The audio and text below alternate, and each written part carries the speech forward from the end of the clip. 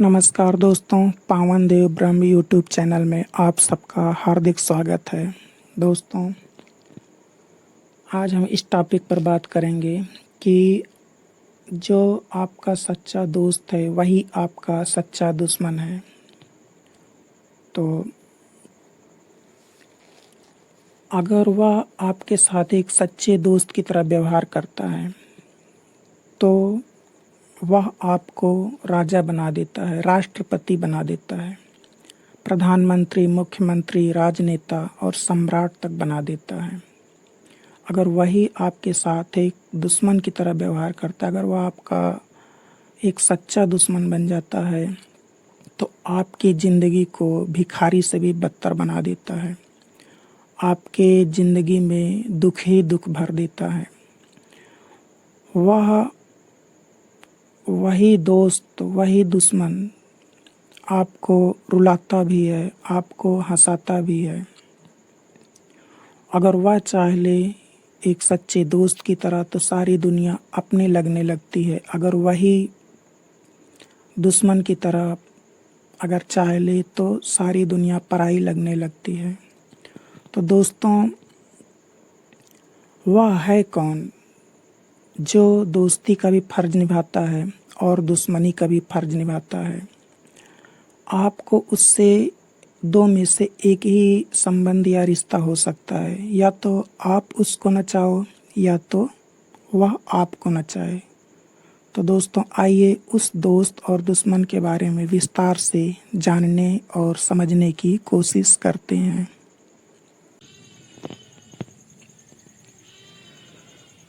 मन एव मनुष्याणाम कारणम बंध मोक्षयो। मन ही मनुष्य के बंधन और मोक्ष का कारण है। जब मन सांसारिक विषयों में डूबा रहता है या आसक्त रहता है तो बंधन का कारण होता है, और वही मन जब विषयों से रहित हो जाता है, विषयों से रहित होने पर मुक्ति का कारण बन जाता है। मन को विषयों से रहित करने के लिए इसे जीतना पड़ता है, मन को जीतना पड़ता है। जिसने मन को जीत लिया उसने तो सारा जग जीत लिया, सारा संसार जीत लिया। लेकिन इस मन को जीतना बड़ा ही मुश्किल काम है। यह मन बहुत ही चंचल और बलवान है। एक क्षण में यह मन एक क्षण में अगर यहाँ है तो दूसरे क्षण में विश्व के दूसरे कोने में पहुँच जाता है।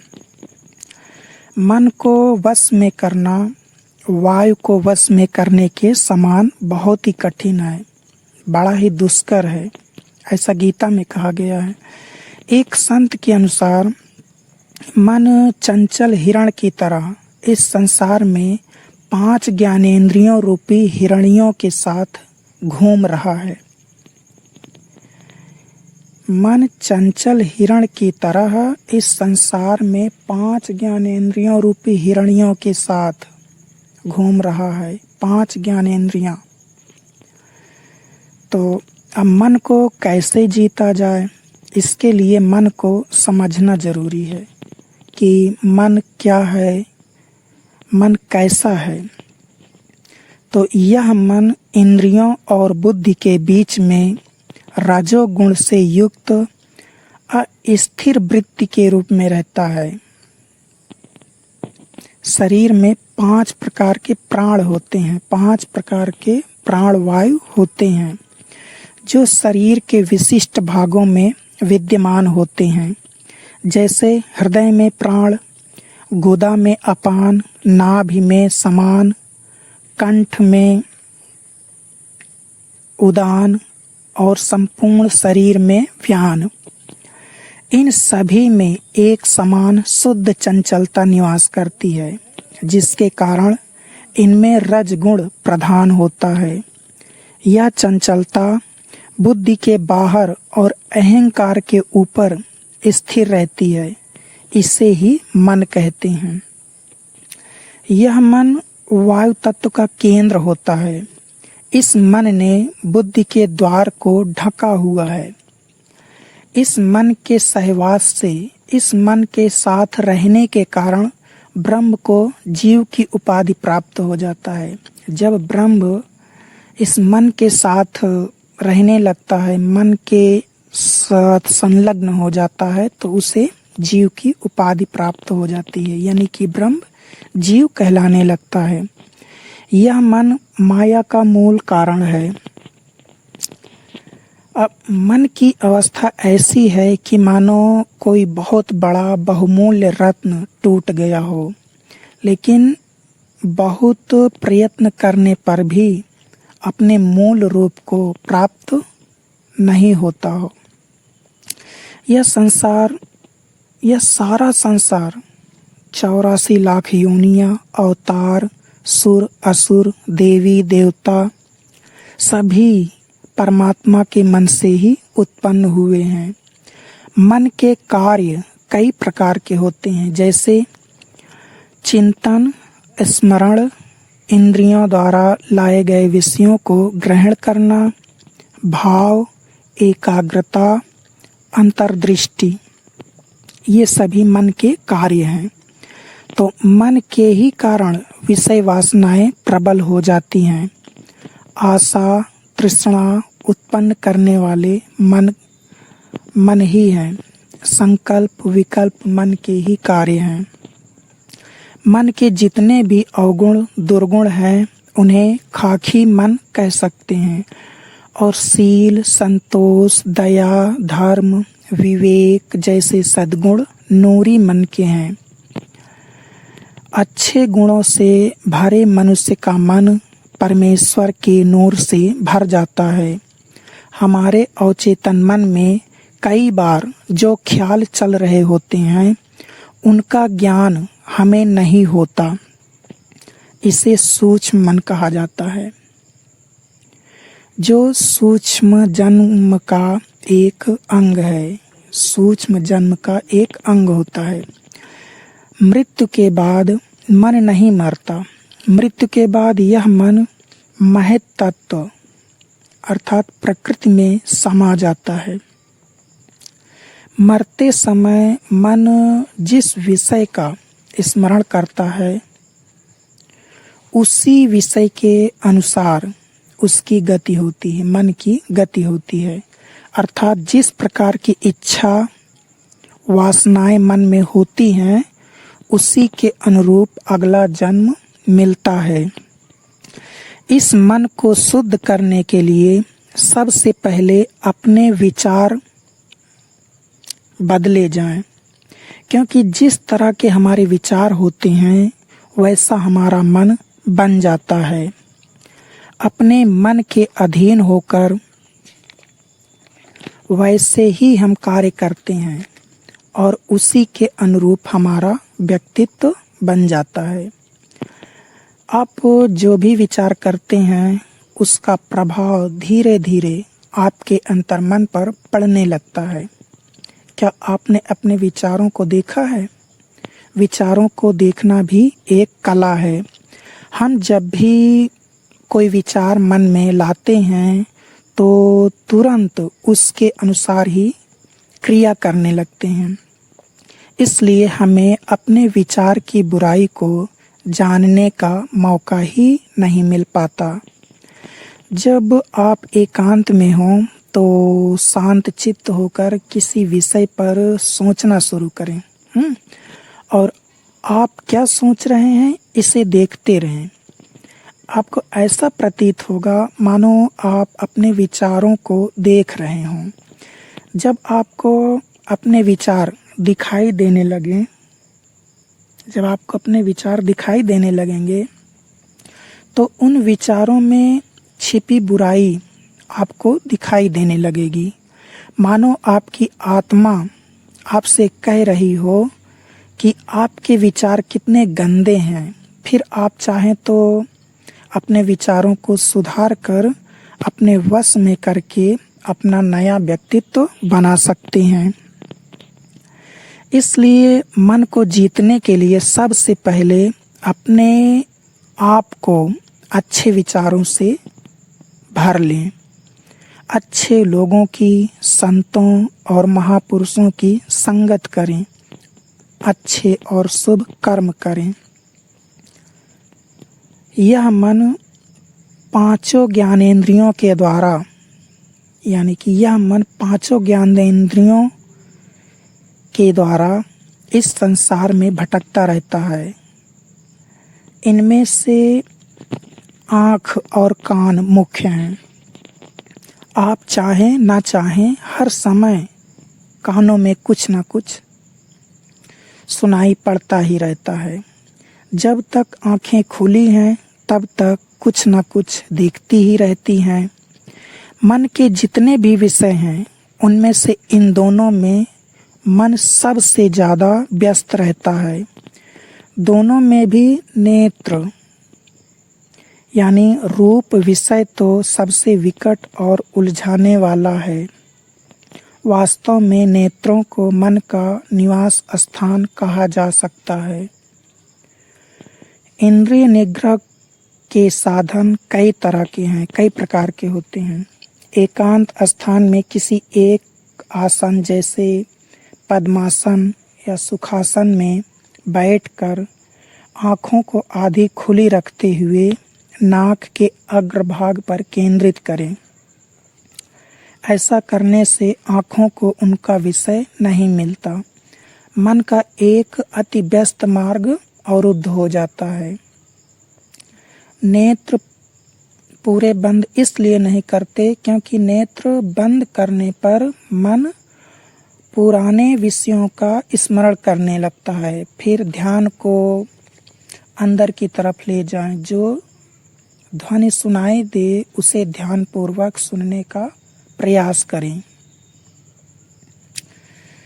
या अपने नाम का जप करें। इस तरह के अभ्यास से मन धीरे धीरे एकाग्र होने लगता है। ध्यान के दौरान अगर मन भटक भी जाए तो कोई बात नहीं। जब वापस याद आए तो ध्यान में लगा दीजिए। मन को शुद्ध करने का सबसे सरल उपाय है सत्संग, संतों और गुरु की सेवा। गुरु के द्वारा जो ज्ञान आपको प्राप्त होगा वह मन की सारी मैल उतार देगा। अब इसी को दूसरे तरीके से हम कह सकते हैं कि मन से जैसे संकल्प उठते हैं वैसा भविष्य में होता जाता है। इसलिए मन से हमेशा शुभ संकल्प ही करने चाहिए। झूठ मूठ में भी शुभ संकल्प धीरे धीरे पक्के होते जाते हैं और सत्य होने लगते हैं। हमेशा अच्छे विचार करने चाहिए, अच्छा बोलना चाहिए, बुरे खेल नहीं खेलना चाहिए। मन से जैसा सोचते हैं, मन से जैसा करते हैं, चाहे नकल ही क्यों न करते हों, फिर भी नकल भी वास्तव में बदलती जाती है। मेरा क्या होगा, ऐसा जरा सा भी चिंतन तुम्हारे जीवन को परेशानियों से भर देता है। मैं बीमार हूँ, ऐसा चिंतन अच्छे भले हट्टे कट्टे आदमी में भी कमजोरी ला देता है। ठीक इसी प्रकार ध्यान में बैठने की नकल करने से भी वास्तव में मन शांत होता जाता है। रोज बेमन से की गई माला भी एक दिन जरूर मन से होने लगती है। एक उदाहरण के द्वारा हम आपको समझाने की कोशिश करते हैं। कुछ व्यापारी अपने नौकरों के साथ कुछ खच्चरों को लेकर बेचने के लिए एक गांव से दूसरे गांव घूमा करते थे। एक रात को किसी दूसरे गांव में खच्चर बांधने की रस्सियां भूल जाने पर व्यापारी ने अपने नौकर से कहा, खच्चरों को रस्सी से बांधने का एहसास करा देना। नौकर ने खच्चरों के अगले पैर के इर्द गिर्द रस्सी बांधने का नाटक किया ताकि खच्चरों को मानसिक रूप से लगे कि वे बांधे गए हैं। दूसरे दिन सुबह जब व्यापारी ने खच्चरों को छोड़ने को कहा तब नौकर के कई डंडा मारने के बाद भी खच्चर आगे नहीं चल रहे थे। नौकर ने व्यापारी से कहा, मालिक आज डंडे की मार खाने पर भी खच्चर नहीं चल रहे हैं। वे सब अपने पिछले पैरों को घुमाते रहते हैं, लेकिन अगले पैरों को हिलाते तक नहीं। व्यापारी ने हंसकर कहा, तुमने उनको छोड़ा ही नहीं है, तो वे बेचारे कैसे चलें? तुमने रस्सी से बांधने का अभिनय करके उन्हें एहसास कराया था कि अब वे बंध गए हैं। अब तुम फिर से पैरों से रस्सी खोलने का अभिनय करके उन्हें एहसास कराओ कि उनको अब मुक्त किया गया है। नौकर ने सच में जब खच्चरों को ऐसा एहसास कराया तो वे खच्चर चिल्लाते हुए दौड़ पड़े। सभी मान्यताएं, सारे बंधन मन की कल्पना मात्र हैं। अज्ञान से, धारणाओं से हमारा चित्त बंध गया है। उसे खोलने लगो, मिटाते जाओ, जिससे हमारा मन भी सीधा परमात्मा के पास दौड़कर जाए। मैं जीव हूँ, मैं दुखी हूँ, मैं पापी हूँ, बीमार हूँ, मेरा क्या होगा? यह विचार तो बंधन है। जबकि मैं चैतन्य हूँ, अमर हूँ, आत्मा हूँ, दुख सुख का साक्षी हूँ। हजारों बार शरीर पैदा हुए और मर गए, फिर भी मुझ चैतन्य आत्मा का कुछ नहीं बिगड़ा। बचपन से अभी तक हजारों सुख दुख आए, बेवकूफ़ी से उस समय प्रभावित हो जाती। अभी तो उन सभी की याद भी नहीं है। ऐसा विवेक विचार कर जीने की वासना से नाम रख दिया जीव। इंद्रियों से कम कर्म करते हैं तो नाम रख दिया कर्ता। भोग करते हैं तो नाम रखा भोक्ता। ऐसे ऐसे व्यवहार चलाने के लिए काल्पनिक नाम रखे गए हैं। शरीर का चमड़ा काला गोरा होता है तो मूर्खता से मानते हैं कि मैं काला हूँ, मैं गोरा हूँ। मन में सुखाकार दुखाकार वृत्ति आई तो मूर्ख पकड़ लेते हैं कि मैं सुखी हूँ, मैं दुखी हूँ। बंध गए हैं। ऐसा माया का मानसिक एहसास इतना जोर पकड़ चुका है कि ब्रह्म होते हुए भी हम अपने को जीव समझ बैठे हैं। हमारे विचार ही हमें पीड़ा पहुंचाते हैं या हमें पीड़ा से मुक्त करते हैं। हमारे विचार ही हमें ऊंचाई तक ले जाते हैं या फिर खाई में फेंक देते हैं। यह मन ही हमारे लिए दुख लाता है और यही आनंद की ओर ले जाता है। मन जड़ होते हुए भी सोते जागते कभी भी चैन नहीं लेता। जितनी देर हम जागते रहते हैं उतनी देर यह मन कुछ न कुछ सोचता हुआ भटकता रहता है। कभी भूत की, कभी भविष्य की, कभी यहाँ की, कभी वहाँ की। किसी न किसी उलझन में लगातार संकल्प विकल्प करता ही रहता है। जब हम सो जाते हैं तो हमारी सब जागृत क्रियाएं बंद हो जाती हैं। तब भी यह मन कुछ न कुछ करता ही रहता है। इसलिए यह मन दिव्य ज्योति के समान ही है और महाशक्ति है। संध्या उपासना करने बैठते हैं या सत्संग में जाते हैं या स्वाध्याय की इच्छा होती है तो मन इधर उधर भटक जाता है। घर में आटा दाल नहीं है। कभी व्यापार के विचार जागृत हो जाते हैं, कभी कार्यालय के विचार आ घेरते हैं। वर्षों से सत्संग में जाते हुए भी, संध्या उपासना करते हुए भी मन में हताशा निराशा के विचार उभरते हैं। कभी धन कमाने की योजनाओं के विचार तो कभी किसी से बदला लेने की भावनाएं उठ खड़ी होती हैं। अब प्रश्न यह उठता है कि इस अत्यंत गतिशील मन को स्थिर और वश में कैसे किया जाए। मन को वश में करने का यह तात्पर्य नहीं कि यह गतिहीन हो जाए, और यह गतिहीन हो भी नहीं सकता। जिस प्रकार अग्नि का धर्म उष्णता है, उसी प्रकार चंचलता मन का धर्म है। मन को वश में करने का तात्पर्य बहिर्मुखी मन को अंतर्मुखी करना, बाहरी विषयों की ओर दौड़ने वाले और विषय वासनाओं में लीन होने वाला मन अंतर्मुखी हो जाए। हाँ, मानव की सब इंद्रियाएं स्वभाव से बहिर्मुखी हैं और सदा बाहरी विषय वासनाओं को ग्रहण करती हैं। इस अवस्था में हमारे मन की आंतरिक शक्तियां इतनी फैलती हैं कि वे बाह्य जगत के संस्कारों को ग्रहण करती हैं। आत्मज्ञान के लिए हमें अपने मन, बुद्धि और इंद्रियों को अंतर्मुख करना अत्यंत आवश्यक है। इसको अंतर्वृत्ति या मन का अपने आप में लय हो जाना कहते हैं। जब एक धनुर्धर लक्ष्य पर बाण मारता है तो वह अपने ध्यान को भीतर से बाहर की ओर ले जाता है। वह अपनी आँख को लक्ष्य की ओर बाण के साथ एक ही सीधी रेखा में लगाकर धनुष को फैलाता और तीर को छोड़ देता है।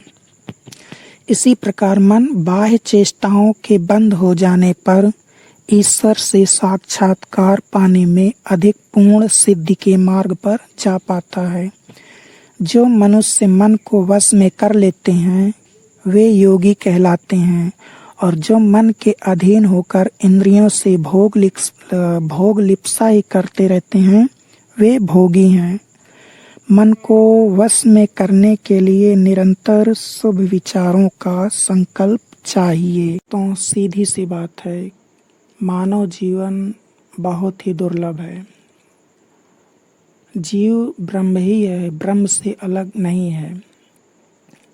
जब मन संसार की ओर लग जाता है तो बंधन, और वही मन जब परमात्मा की ओर लग जाए तो जीव मोक्ष को प्राप्त कर लेता है। मन को परमात्मा में स्थिर करने के लिए, संसार से हटाकर ईश्वर में लगाने के लिए दो उपाय हैं।